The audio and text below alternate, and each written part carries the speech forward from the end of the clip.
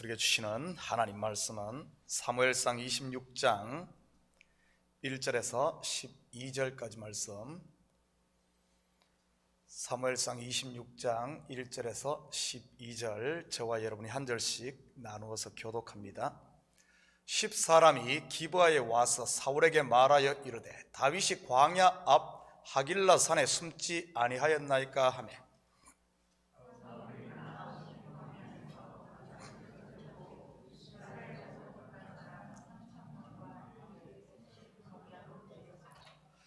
사울이 광야 앞 하길라산 길가에 진치니라. 다윗이 광야에 있더니 사울이 자기를 따라 광야로 들어옴을 알고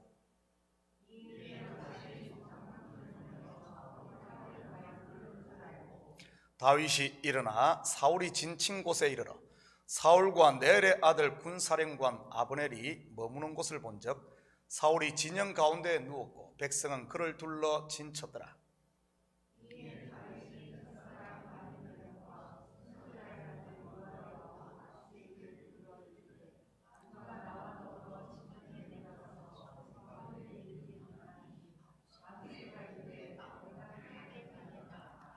다윗과 아비사가 밤에 그 백성에게 나아가 본즉 사울이 진영 가운데 누워 자고 창은 머리 곁 땅에 꽂혀 있고 아브넬과 백성들은 그를 둘러 누웠는지라.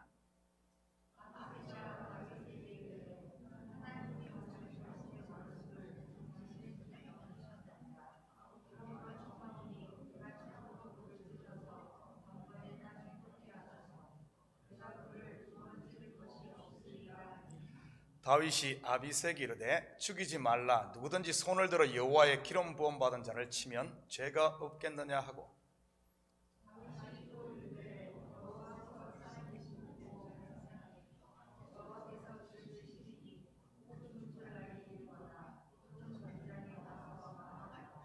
내가 손을 들어 여호와의 기름 부음 받은 자를 치는 것을 여호와께서 금하시나니 너는 그의 머리 곁에 있는 창과 물병만 가지고 가자 하고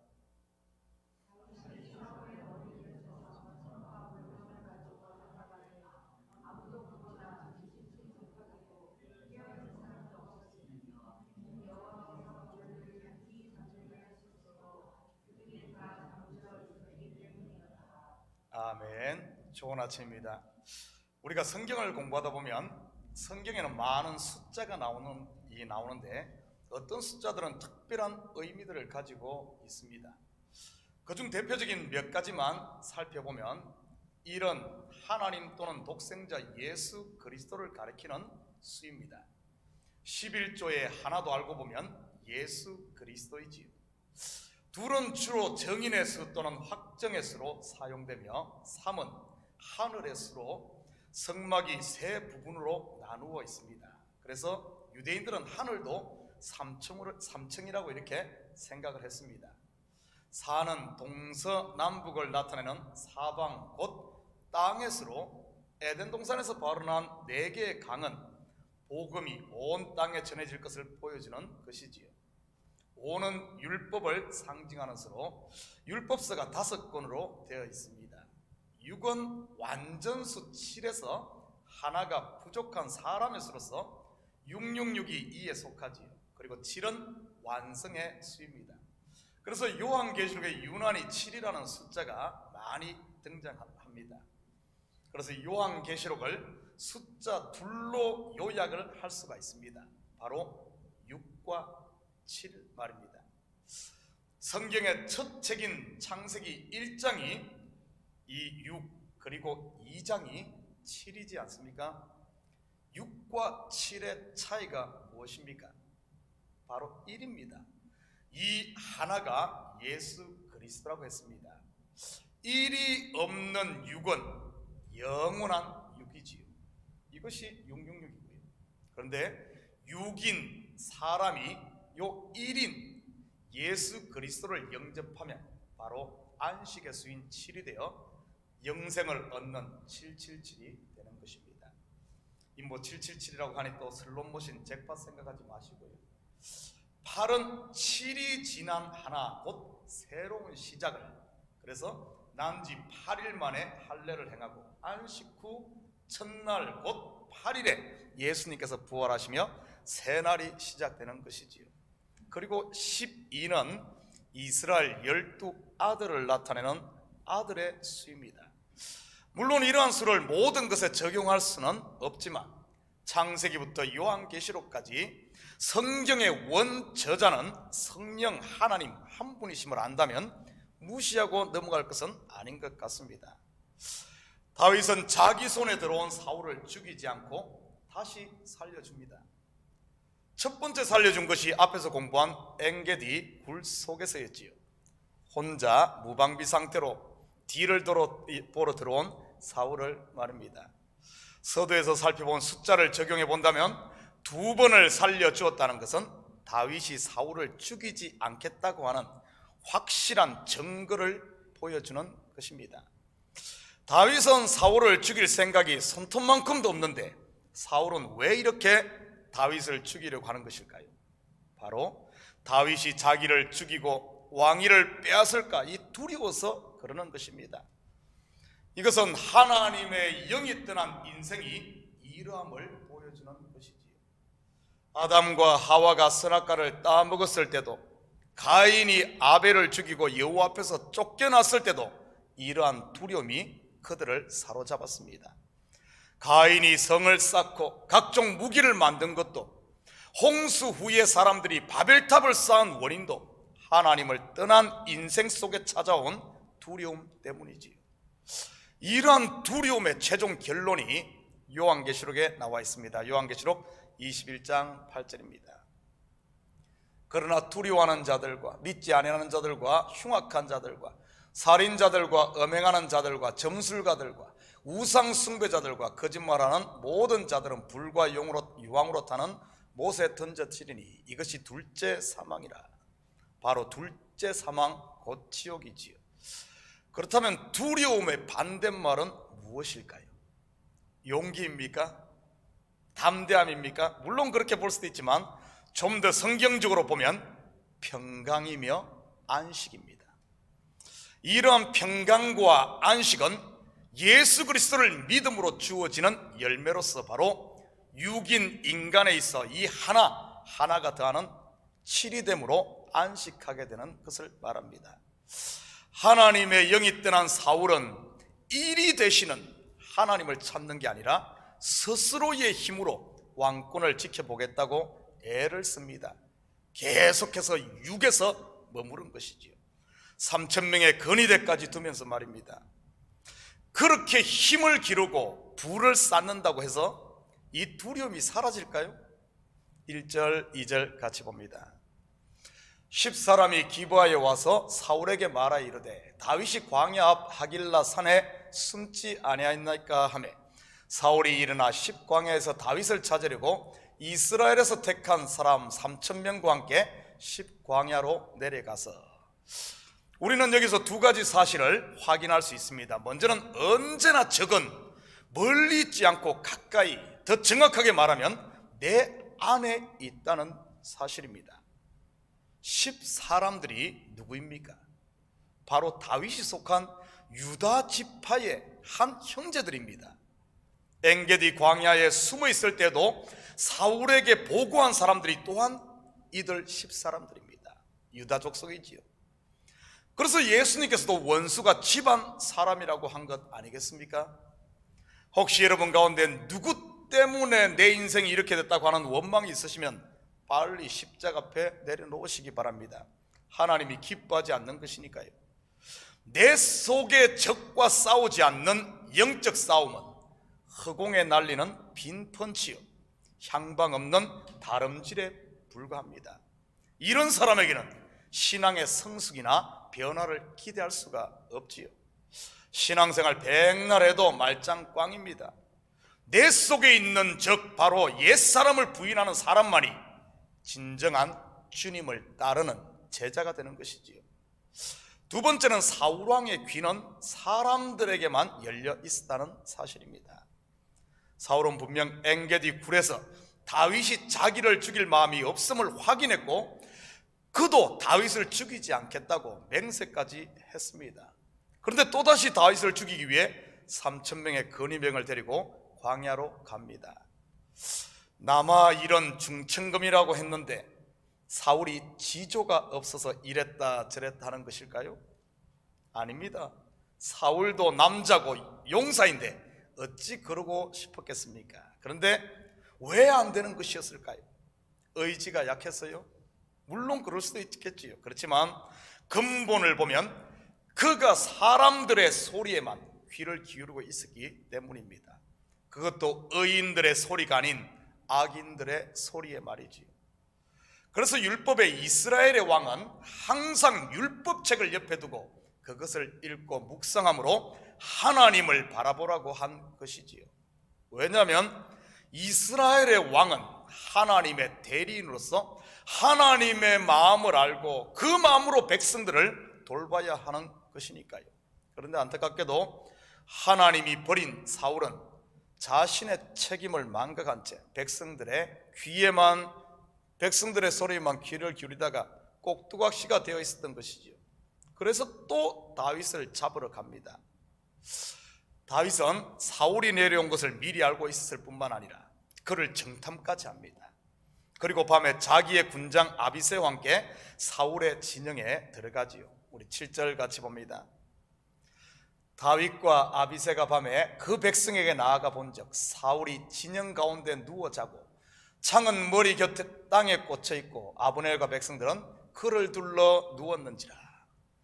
엔게디 굴 속에서는 사울이 다윗과 그의 사람들이 있는 곳으로 왔었습니다. 그런데 이번에는 다윗이 사울에게로 들어갑니다. 이리 가운데 양이 들어가듯이 말이지요. 한마디로 죽으면 죽으리라, 이러면 이러리라입니다. 자기를 내어주는 것이지요. 그때 사울과 그의 사람들이 모두 잠든 것을 본 군장 아비새가 다윗에게 자기가 사울을 죽이도록 허락을 청합니다. 11절입니다. 내가 손을 들어 여호와의 기름 부음 받은 자를 치는 것을 여호와께서 금하시나니 너는 그의 머리 곁에 있는 창과 물병만 가지고 가자 하고, 다윗은 아비새의 제안을 단번에 거절하고 다시 한번 사울을 살려줍니다. 그런데 우리는 여기서 다윗이 고백한 여호와의 기름 부음 받은 자를 치는 것을 여호와께서 금하신다는 말 속에 담긴 이 구속사적 의미에 대해서 한번 깊이 있게 살펴보았으면 좋겠습니다. 여호와의 기름은 이 누구에게 붓습니까? 왕과 제사장과 선지자입니다. 이렇게 기름 부음 받은 자를 메시아라고 하지요. 그렇다면 구약의 이 기름 부음 받은 메시아의 실체는 누구일까요? 바로 예수 그리스도입니다. 이 그리스도란 말이 기름 부음 받은 자라는 헬라어지요. 히브리어 메시아가 헬라어로 그리스도입니다. 결국 육신을 입고 오신 기름 부음 받은 자인 예수님은 하나님의 때가 차기 전에 사람들이 죽일 수 없다는 말입니다.